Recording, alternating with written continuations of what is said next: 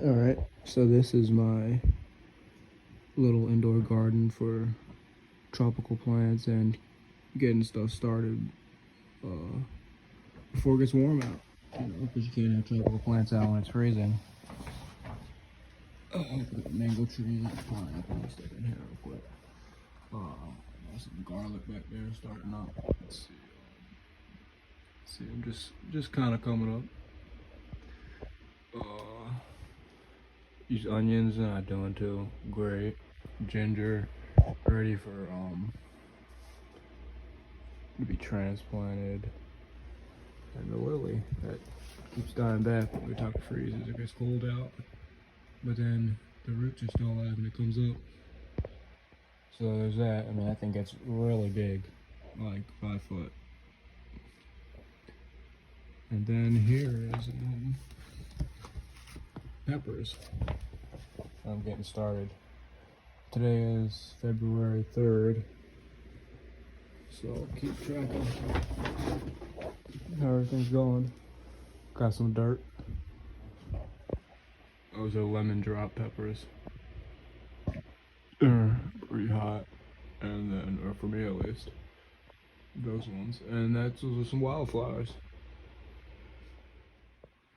I'm going to talk about how to get these tropical things going in areas where it freezes outside. So I got pineapple and a mango tree, and they're just in here now because it's below. I'll bring them in when it's below like in the 40s, in the high 40s, and then after that I'll put them out in the high 50s or in the 60s is when I'll put them out because it's better. I just bring them in here so they don't freeze and die, and then they go out in the summer just like any other vegetable fruit plant. You can see the new top coming on that. It's getting bigger. I'm keeping it sprayed because those new ones, that's my tip, is keep that kind of stuff sprayed with water, because these new little shoots, they really like that humidity, and just that little like spray, a little mist on it, it does it for them enough, you know, from what I've seen, to keep them growing. If I don't do that and it's really arid and dry, and those things just get before they grow and like harden off like this, it's kind of like waxy, plasticky, and they don't dry out. Before it gets to that, they'll just dry off and fall off. If you look at this, it's like soft. I guess you can't really tell, but it's like soft green foliage. It's not hardened off. It can dry out pretty easy. As for this pineapple, same kind of thing. Bring it in when it's cold, except ow, they prick you. I didn't even get this whole pineapple plant in view. Oh, ow, prick you. They take about 2 years, from what I've heard or read, to produce fruit. And you just pop the top off of a pineapple you get from the store, stick it in some dirt, and let it do its thing. So I'll be following up if anything happens this year. And the mango trees are a bit different. They take like a couple years to produce fruit. This is from the top, the pineapple. You know, you got pop it off, and it's different methods of getting it to root. I mean, they're already pretty much rooted.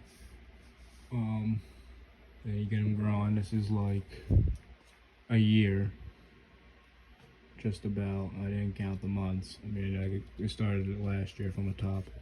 Got pretty big. Here's my hand for the scale. You know, so it was like leaves out to here on the top, no taller than this. Now it's 2-3 times as tall.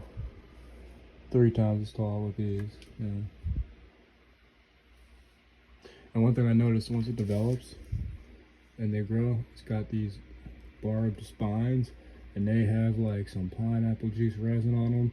They prick you and then they itch, you know. Yes. This thing's pretty cool. It's water from the top down in there. It'll get into it. And real quick, we'll talk about my mango tree. This is I think 2 years old now. It's at least a year and a half. You know, it's got another top coming up now. You can see where some of the leaves fell off. It got dry. Another branch with some more tops coming on them. You know, and when it gets pretty arid in here, these new sets, they don't really develop well. So I come in and I mist it, and it seems to be enough to make them develop just once a day. I know I've heard a lot of people say like, oh, you know, you don't need to mist your plants. It doesn't really increase the humidity. Oh, I think it does, but especially in like a closed environment, yeah. Spray some mist on that. It definitely helps. Especially right around, you know, this area where those leaves in the photosynthesis process, they gas off water and oxygen. So it's, you know, it was naturally humid a little bit around the leaves from them photosynthesizing. You know, if I look at this guy, you can see there's an extra shoot coming out. There's actually 3 tops. So with my onions, I got, some of them are doing better than the other ones. Like, the yellow ones seem to be doing pretty well.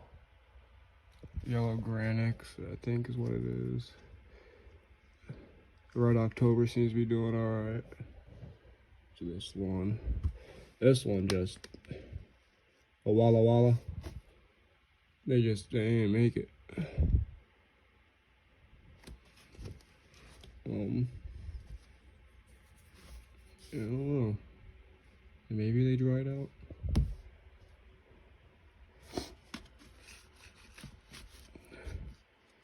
I should water them tomorrow.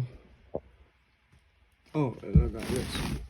I want to see if you can get aloe vera to root like this, because this leaf like fell off naturally. It was shaded too much, but it's still firm. And it got its little callus over it, so I'm like, alright, see what happens. Post it up real quick. Can you root aloe leaves? And it was like, oh, you can do this. I'm like, alright, I'll give it a try. Otherwise, it's going to go in the trash, so that's it. And I got some beefsteak tomatoes and some peppers. Wait for these guys to sprout. Yeah, I know it's dirty in here. I'm just planning on sweeping and cleaning this up pretty soon, but I mean, I'm not going to do it constantly or like on a weekly basis. So I got this thing. Pop it out and clean it real quick. This is it right now. I didn't even get this whole pineapple plant in view. Oh. Ow! Ow. See, when they prick you, it's not just a prick, it burns. It's like a prick, and then it sprays some pineapple juice in there, or some lemon juice, and stings like citrus. Ah. Oh, and they leave some thorns, because they're barbed. Oh. Pull that off, okay. Oh, sweet, so the garlic. My garlic here is doing alright, it's coming up. Doing its thing.